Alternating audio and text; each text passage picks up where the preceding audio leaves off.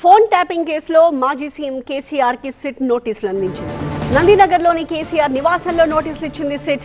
రేపు మధ్యాహ్నం 3 గంటలకు విచారణకి అందుబాటులో ఉండాలి అని పేర్కొంది. అయితే ఆయన వయసు రీత్యా పిఎస్కి రావాల్సిన అవసరం లేదని పేర్కొంది. కేసీఆర్ కోరిన చోటే విచారిస్తామని చెప్పి సిట్ అధికారులు స్పష్టంగా పేర్కొన్నారు.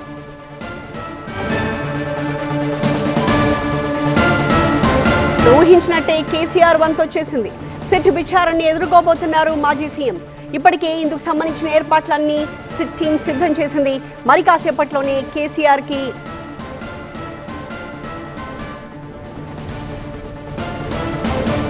కి నోటీసులు ఇవ్వడం, అలాగే ఎక్కడ విచారణ జరుగుతుంది అన్న దానిపైనే క్లారిటీ రావాల్సిన అవసరం కనిపిస్తోంది.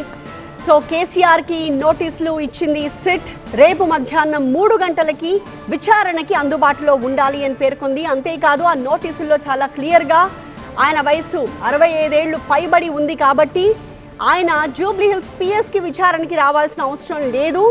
హైదరాబాద్ లిమిట్స్ లోపల ఎక్కడైనా ఆయన సూచించిన ప్రాంతంలో విచారణకి అందుబాటులో ఉంటే సరిపోతుంది అని చెప్పి సిట్ చాలా క్లియర్గా నోటీసుల్లో పేర్కొంది. సో ఇప్పుడు కేసీఆర్ విచారణని ఎక్కడ ఎదుర్కోబోతున్నారు, ఆయన ఏ ప్లేస్ని ఎంచుకుంటారు అన్నది ఇక్కడ కీలకంగా మారింది. ప్రధానంగా 2-3 ప్లేసెస్ గురించి మాట్లాడుకుంటూ ఉన్నాము. కానీ వాటిలో కేసీఆర్ ఏది ప్రిఫర్ చేస్తారు, రేపు విచారణకి ఎక్కడ హాజరవుతారు, ఎక్కడ సిట్ అధికారులు వెళ్ళి కేసీఆర్ని విచారిస్తారు అన్నది ఇక్కడ కీలకంగా మారింది.